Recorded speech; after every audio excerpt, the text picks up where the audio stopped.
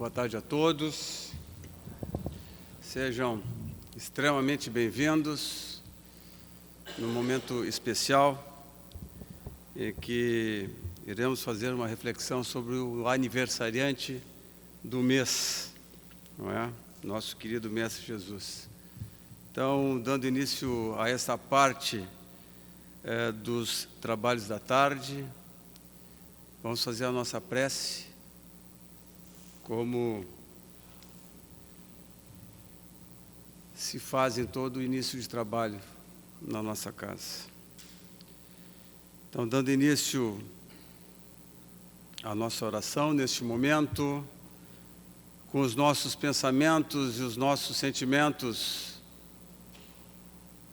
abraçados com o nosso Mestre Jesus, com nossa Mãe Santíssima, que possamos, em primeiro, agradecer o Pai Maior, ao nosso Mestre Jesus, a quem dedicamos a nossa reflexão, pelas bênçãos e oportunidade da encarnação, aos desafios pedagógicos que nos são alcançados diariamente, por misericórdia, para os nossos aprendizados e para a construção do mundo de Deus. Também agradecemos aos nossos mentores pelas inspirações que nos colocam e recolocam constantemente nos caminhos retos do Evangelho. Pedimos aos nossos mentores também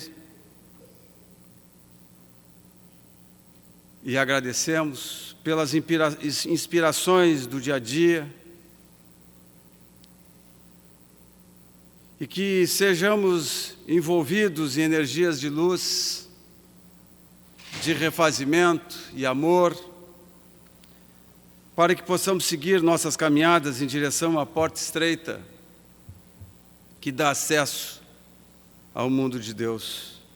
Que tenhamos forças e determinações para fazermos os nossos movimentos e nos habilitarmos no dia a dia para o trabalho, para o serviço do Cristo, buscando conformidade com as leis morais.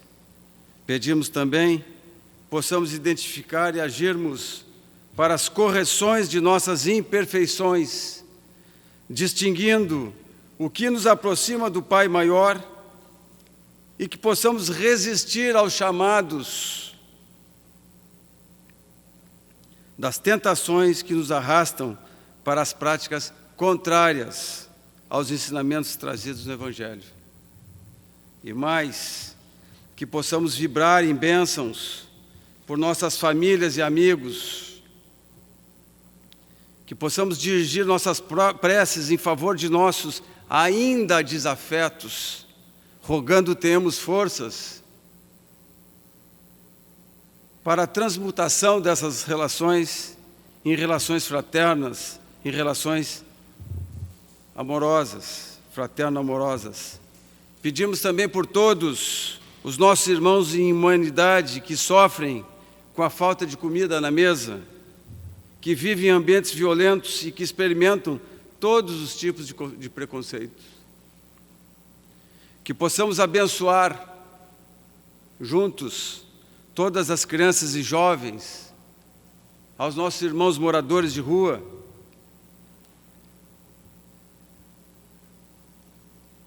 aos idosos que residem em instituições de abrigamento, a todos os hospitais, a todos os irmãos que estão vivendo no sistema penitenciário, enfim, a todos os que sofrem, que possamos nos somarmos aos espíritos que militam na construção do mundo de Deus em todos os corações. Enfim, que possamos vibrar paz e amor para o globo, para que possamos auxiliar a dizimar as guerras, tanto as guerras externas, em todos os cantos do mundo, como as nossas guerras internas, os nossos conflitos,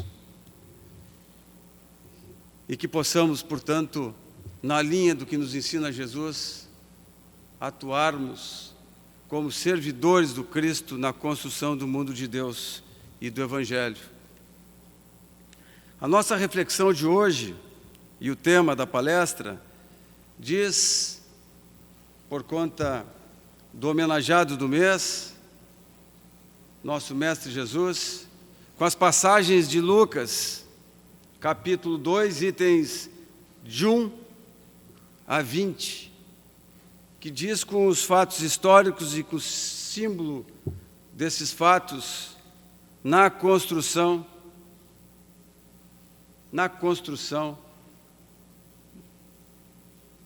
daquilo que vem a ser a Boa Nova, daquilo que vem a ser a mensagem que Cristo nos traz desde a manjedoura, tudo o que envolve o nascimento do Mestre Jesus.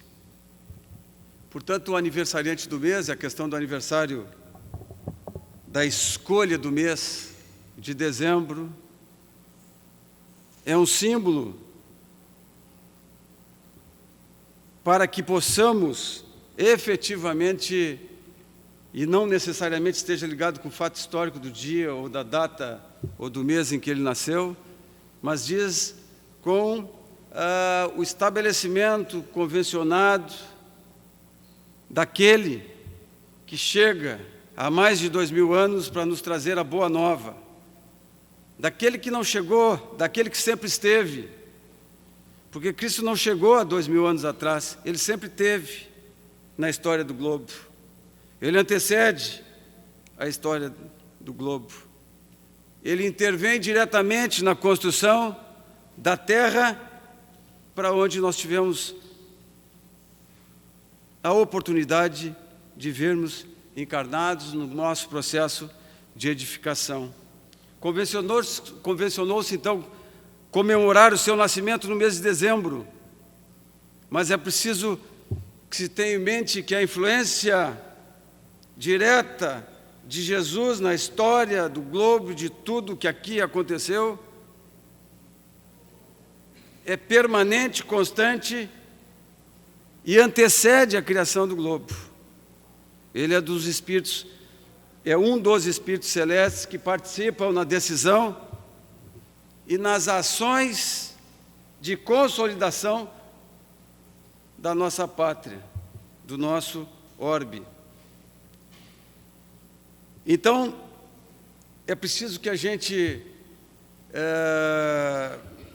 trabalhe na nossa reflexão com a ideia de que Cristo sempre esteve conosco, sempre esteve em nosso coração.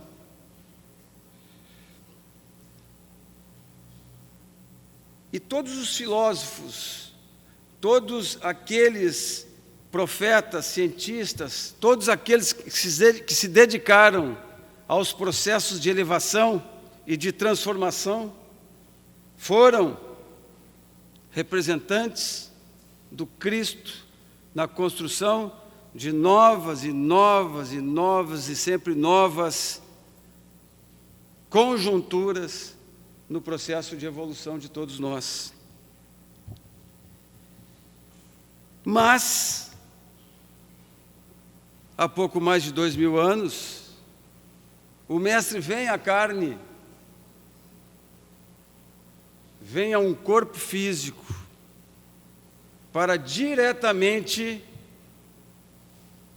trazer para nós a verdade e o caminho para a porta estreita que nos liga ao mundo de Deus. No texto de Lucas, o que nós retiramos do texto de Lucas? Nós vamos perceber que quando José e Maria grávida de Jesus, se dirigem para Belém, eles o fazem para cumprir as leis dos homens, o edito que determinava a realização de um censo. Portanto, ordeiros que eram, disciplinados que eram, além de atender às normas do alto, se submetiam às ordens e às regras de convivência político-social naquela conjuntura. E para lá eles vão, e dentro desta realidade, o processo de antecipação e o processo de chegada do Mestre, através do parto, acaba por eclodir. E dentro desse contexto, não acharam eles um lar que os acolhesse. Acabaram por se dirigirem, e a eles foi oferecido o local onde guardavam produtos da produção e onde se abrigavam os animais. E ali a coisa se desenrolaria. Nós vamos ver em Lucas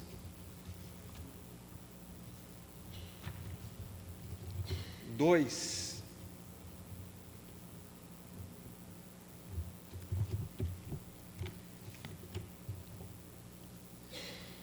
o seguinte: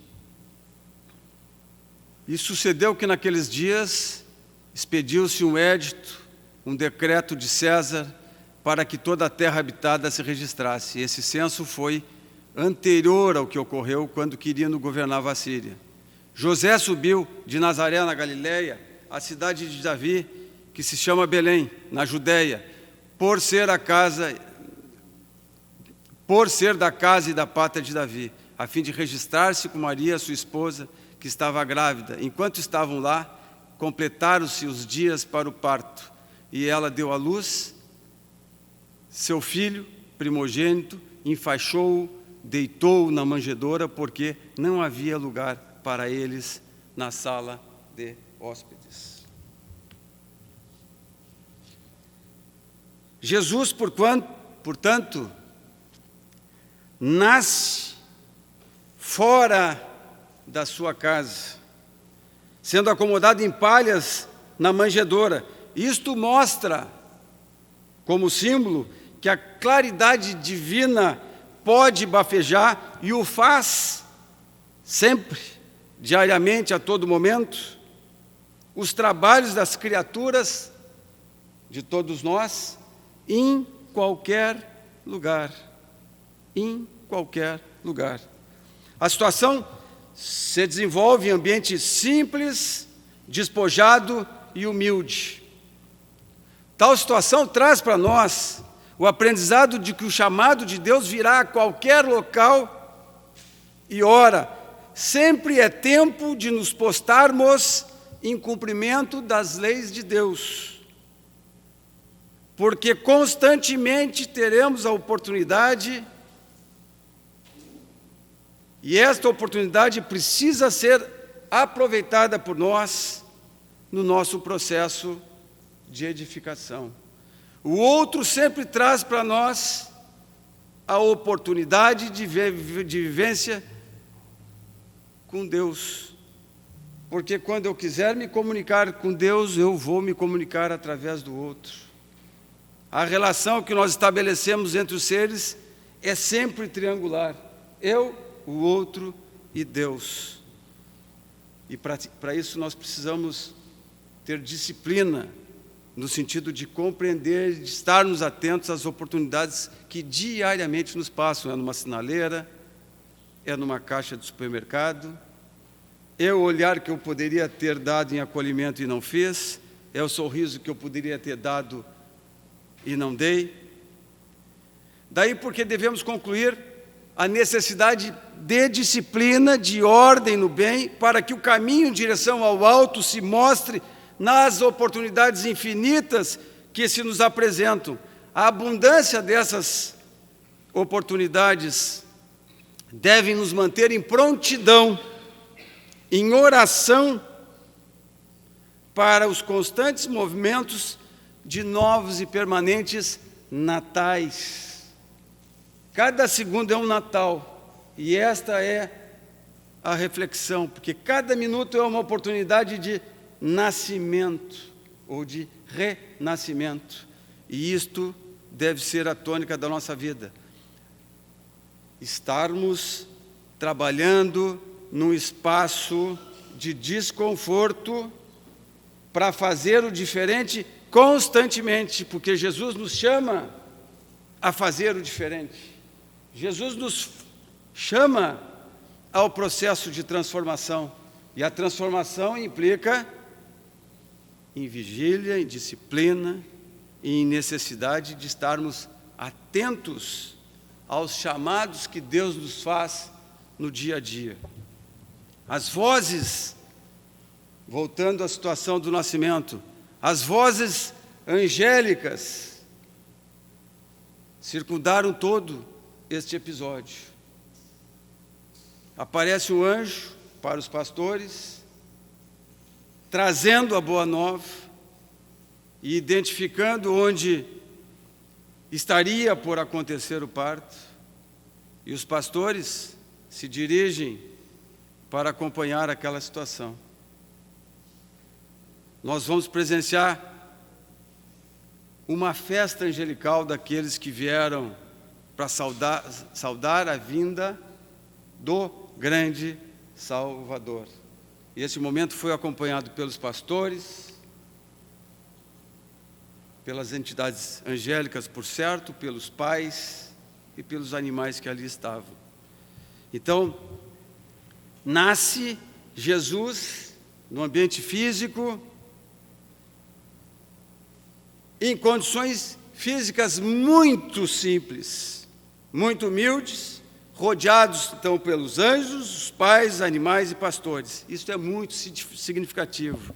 Há poucos dias eu ouvi uma frase que me impactou e eu gostaria de compartilhar com todos. E aí cabe bem neste segmento da simplicidade, que a grande virtude, a grandeza está no simples. Eu ouvi isso de uma palestrante. É simples ser feliz. É simples, ou seja, é muito simples a gente é simples a gente ser feliz. Ou seja, eu preciso da simplicidade para ser feliz. O problema é que o difícil é ser simples. Então ela diz assim, a palestrante, é simples ser feliz. O difícil é ser simples. Porque o simples efetivamente é o feliz, é aquele que está conectado com as verdades divinas. E esse é o significado daquele que nasceu com recursos, não vou dizer escassos, mas não sobre os olhos físicos. Não era um sujeito afortunado, nasceu pobre, viveu pobre, morreu pobre, mas foi o mais aquele que trouxe maior nível de riquezas embarcadas. E atrás dessas riquezas que nós precisamos caminhar. São as riquezas do Espírito, porque são as riquezas que nós levaremos pela eternidade, que é a nossa evolução moral, a nossa evolução nos conhecimentos. Portanto, a procura, o que é complicado é a procura do aprender a ser simples. Porque quando nós aprendermos a ser simples e humildes efetivamente de espírito, e falo da humildade de espírito, nós vamos compreender a igualdade de todos perante o Pai. Então a compreensão do amor, ela exige de nós, e a compreensão do amor e de todas as demais virtudes, as virtudes todas são construídas sobre uma pedra fundamental, sobre um piso. Essa pedra fundamental é a humildade de espírito, aquilo que nos dá a condição de aprendiz, aquilo que nos dá a condição de constante esforço para subir a escada da evolução. E aí, naquela circunstância do nascimento do nosso Mestre Jesus, o exército do céu se junta em louvores pela chegada da transformação que Jesus nos traz. A Boa Nova começa a ser construída a partir desse momento. E a plataforma do cristianismo vem sintetizada no louvor celeste. E esse louvor, segundo registra Lucas, glória a Deus nas alturas. Isto é imperativo.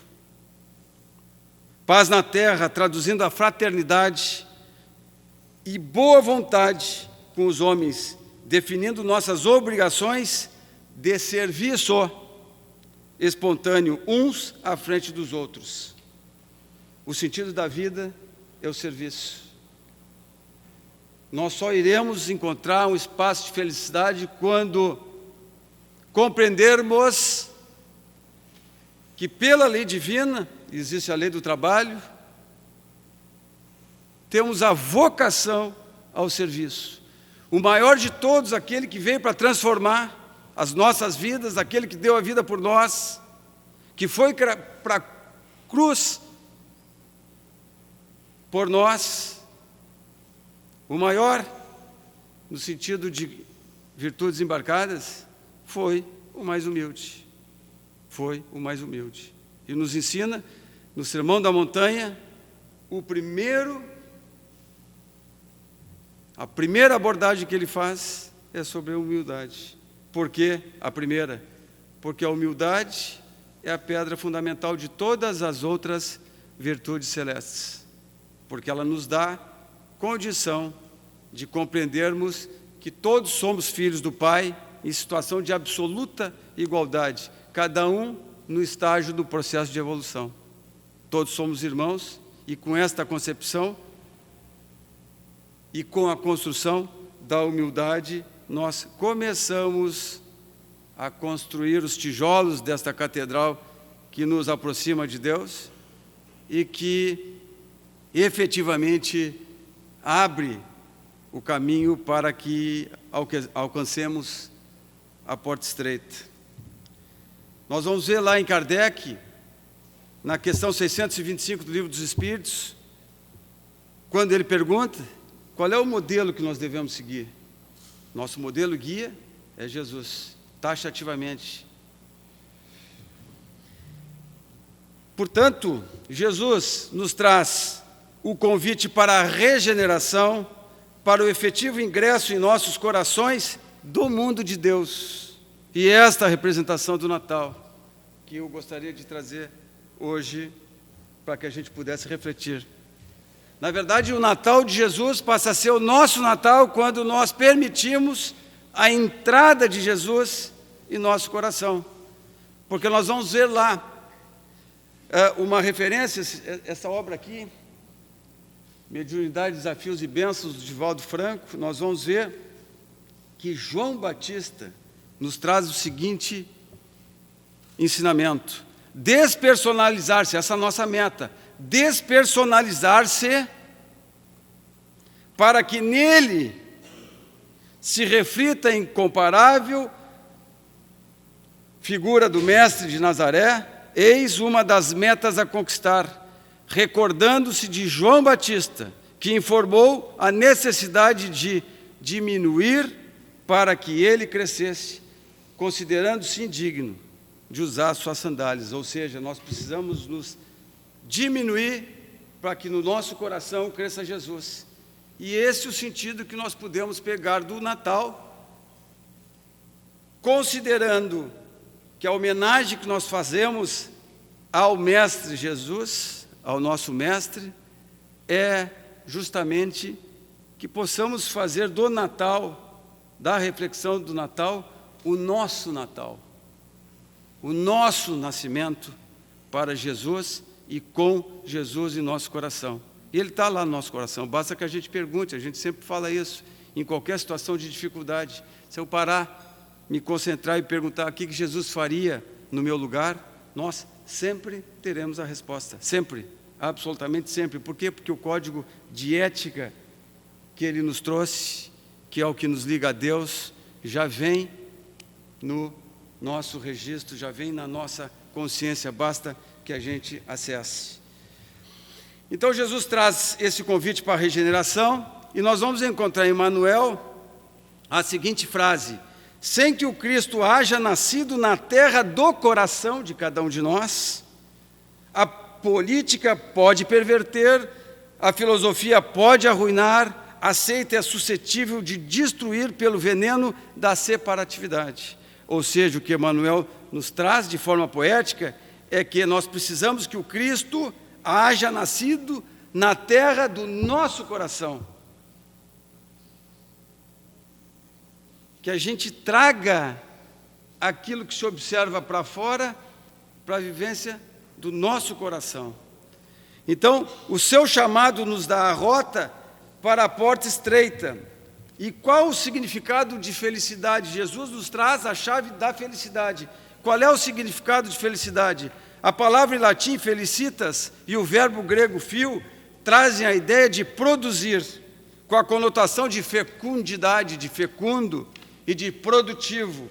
Assim, o mestre chama a construção do mundo de Deus, a construção da felicidade com a conotação de movimento, de produção, de fecundidade na edificação de valores perenes construídos na lei de Deus.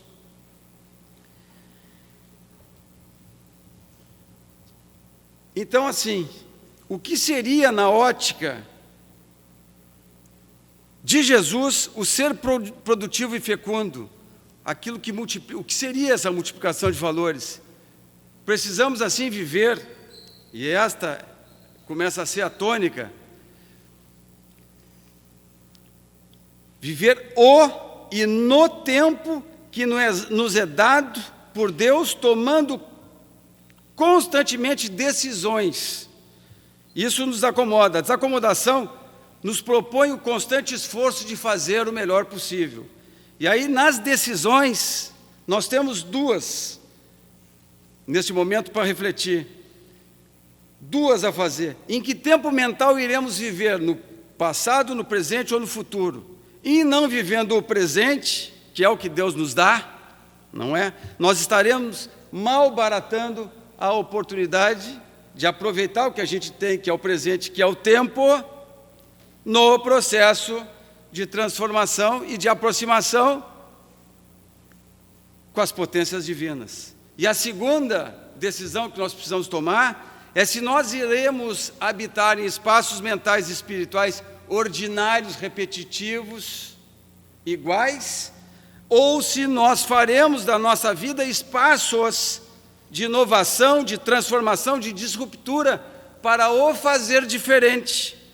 Jesus nos chama para esse segundo espaço.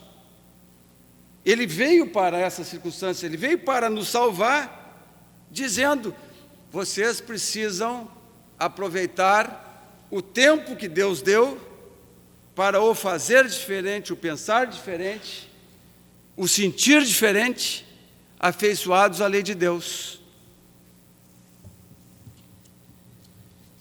Então, Jesus nos chama,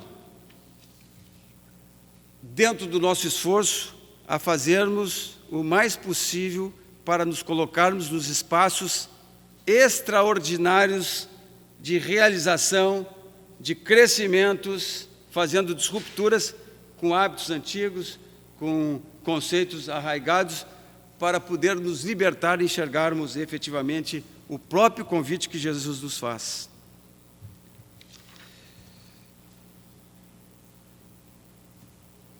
E aí nós vamos ver na obra de Vinícius, que eu cito lá, uma reflexão rápida sobre o processo pedagógico que Jesus nos propõe. E toda a mensagem dele é uma mensagem pedagógica, educativa para o espírito. Segundo Vinícius, educar é despertar os poderes latentes do espírito, dirigindo-os à conquista deste ideal de perfeição que antevemos através do belo, do justo e do verdadeiro, e pelo qual tanto nossa alma cativa e obscura necessita. Então Jesus, e aí é que a gente, trabalhando já, encaminhando a conclusão, Jesus não foi o criador de nenhuma religião. Religião é coisa dos homens. Jesus nos traz a verdade.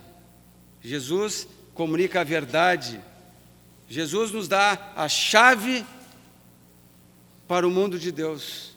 E Ele se manifestou em todos os cantos da terra, através daqueles que ajudaram nos saltos quânticos no processo de evolução.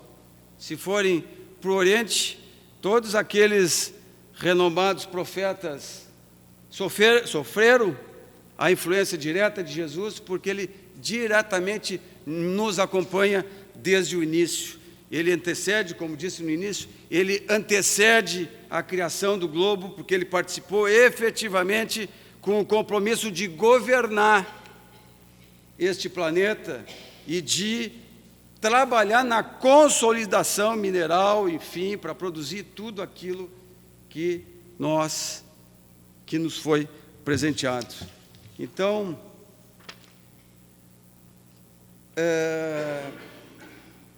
encaminhando a conclusão desta parte dos trabalhos, vamos agradecer por estarmos aqui, refletindo sobre o nosso querido Mestre Jesus, e que possamos distribuir com nossos irmãos de caminhada, quando nos afastarmos, todas as bênçãos que aqui recebemos e de que necessitamos, e que possamos nos colocar para o serviço do outro, para acompanhar Jesus na sua caminhada de sensibilização dos corações, para que o Evangelho do Cristo se torne uma realidade nessa transição planetária que acontece dentro de nossos corações. Que Deus nos ampare, ampare as nossas famílias e ampare a todos os irmãos do globo. Que assim seja.